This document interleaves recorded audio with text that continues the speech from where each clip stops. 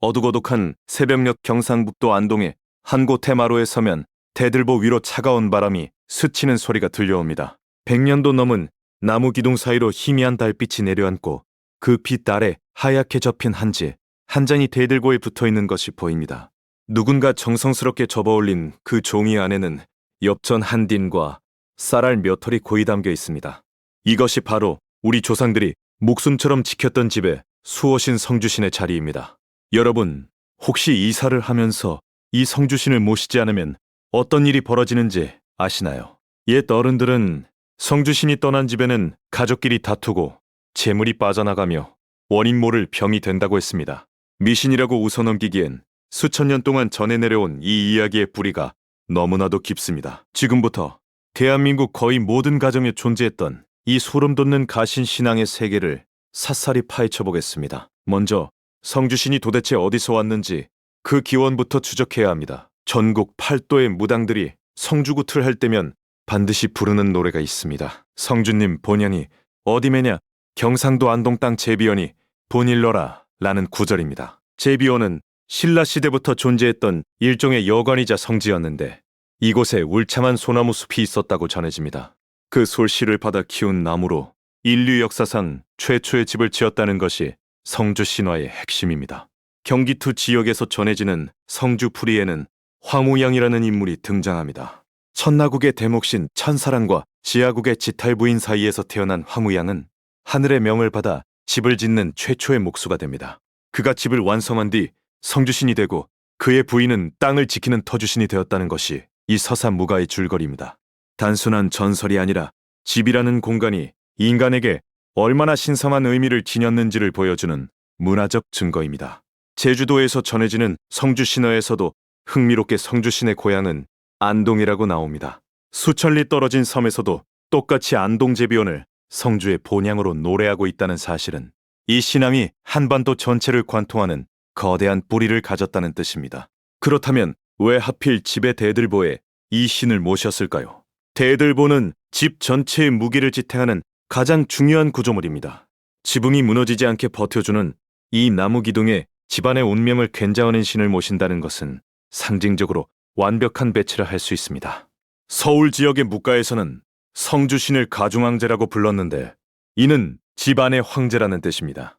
성주신은 단독으로 존재하는 것이 아니라 집안 곳곳에 깃들어 있는 모든 가신들을 통솔하는 총대장의 역할을 했습니다. 부엌에는 불을 다스리는 조왕신이 있었습니다. 조왕신은 부뚜막에 깃들어 가족의 건강과 재물을 괜장했는데 주부가 매일 새벽에 맑은 물 한 그릇을 떠다 부뚜막 위에 올리며 기도를 드리는 것이 이 신을 모시는 방법이었습니다. 아이가 군대에 가거나 시험을 보는 날이면 평소 조왕신을 모시지 않던 집에서도 부뚜막에 정화수를 올렸다고 합니다. 안방 아랫목에는 삼신할머니가 좌정하고 있었습니다. 출산과 육아를 담당하는 신으로 아이가 태어나면 37일 즉 20하루 동안 특별히 정성을 들여 모셨습니다. 마당 한쪽 장독대 뒤에는 터주신이 볏짚을 엮어 만든 터주가리 속에 단지를 모시는 형태로 자리 잡고 있었습니다. 터주신은 집터 자체를 지키는 신이니 성주신의 아내라고도 전해지며 땅의 기운을 다스렸습니다.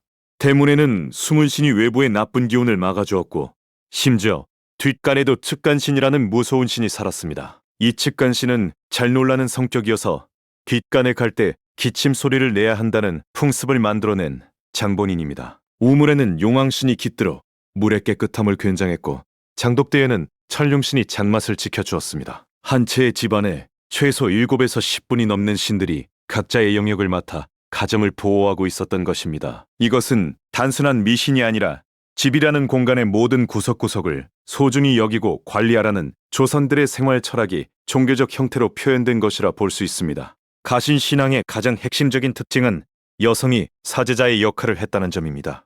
유교 제례가 남성 중심이었던 것과 달리 집안의 가신을 모시는 일은 전적으로 주부의 몫이었습니다. 어머니가 새벽마다 정화수를 올리고 10월 상가르면 햅쌀을 성주단지에 갈아 넣으며 가족의 안녕을 기원했던 것입니다. 그러면 이사를 할 때 성주신을 모시는 구체적인 절차는 어떠했을까요?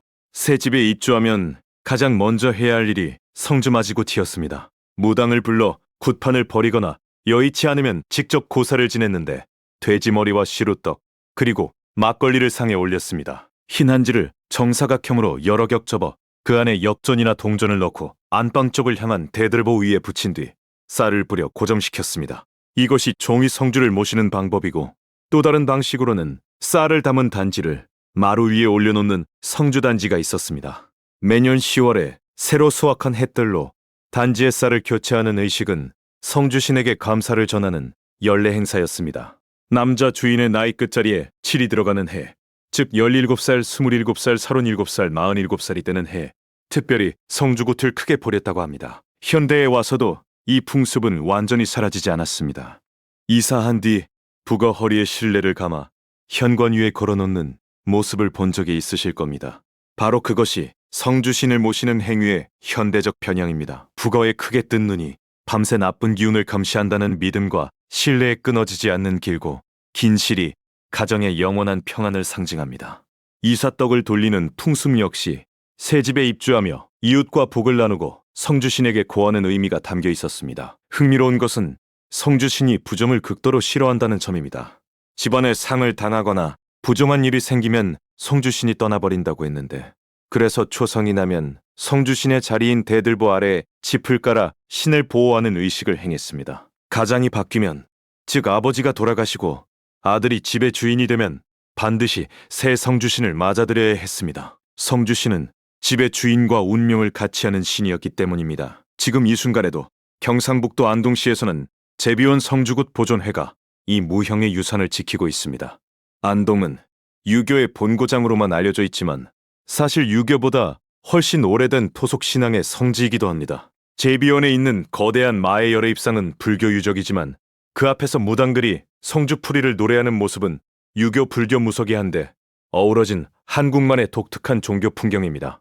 실제로 필자가 만난 한 어르신은 1970년대 시골집에서 서울로 이사할 때 어머니가 대들보에 붙어있던 한지를 조심스럽게 떼어보자기에 싸서 이삿집 맨 위에 올려놓았던 기억을 생생하게 증언했습니다. 새 집에 도착하면 다른 집보다 먼저 그 한지를 안방 대들보에 올리고 나서야 비로소 이사가 끝난 것으로 여겼다고 합니다. 공동주택으로 주거 환경이 바뀌면서 대들보도 마루도 부뚜막도 사라진 지금 이 가신들은 어디로 갔을까요? 어떤 민속학자는 공동주택 시대에 가신 신앙이 소멸한 것이 아니라 형태를 바꿨을 뿐이라고 말합니다. 현관에 거는 부거와 실리, 그리고 이사 떡 돌리기와 손 없는 날 고르기는 모두 성주신앙의 현대적 잔영입니다. 대들보 대신 거실 천장을 바라보며 고사를 지내는 가정도 여전히 존재합니다. 문제는 왜 지금 이것을 이야기해야 하느냐입니다. 2020년대 대한민국은 역사상 가장 많이 이사하는 사회입니다. 평균적으로 한 사람이 일생 동안 11번 이상 이사를 한다는 통계가 있을 정도입니다. 그런데 매번 새 집에 들어갈 때마다 우리는 무엇을 챙기고 있나요? 가전제품과 가구와 옷까지만 옮기고 정작 집이라는 공간에 깃든 의미와 정성은 빈트럭 위에 놓고 오는 것은 아닌지 돌아볼 필요가 있습니다. 조상들이 성주신을 모셨던 것은 단지 귀신을 믿어서가 아니었습니다.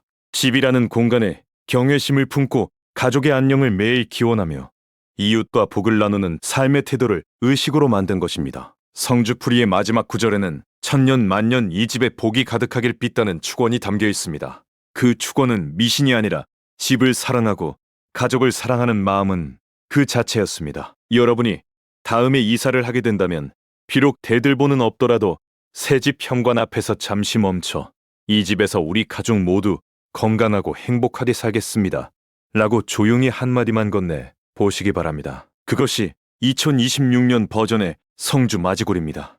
1000년 전 안동 제비원의 소나무 아래에서 시작된 그 간절한 기도는 지금도 여전히 우리 곁에 살아있습니다. 집은 단순히 콘크리트와 철근으로 이루어진 구조물이 아니라 그 안에 깃든 사람들의 이야기와 기도와 사랑이 모여 비로소 완성되는 공간입니다. 성주신의 본연이 어디 매냐는 물음에 대한 답은 결국 여러분이 매일 밤 돌아가는 바로 그 집이라는 사실을 기억하시면 좋겠습니다. 오늘 영상이 여러분의 집에 작은 복 한 줌이라도 전해졌기를 진심으로 바랍니다. 끝까지 시청해주셔서 감사합니다.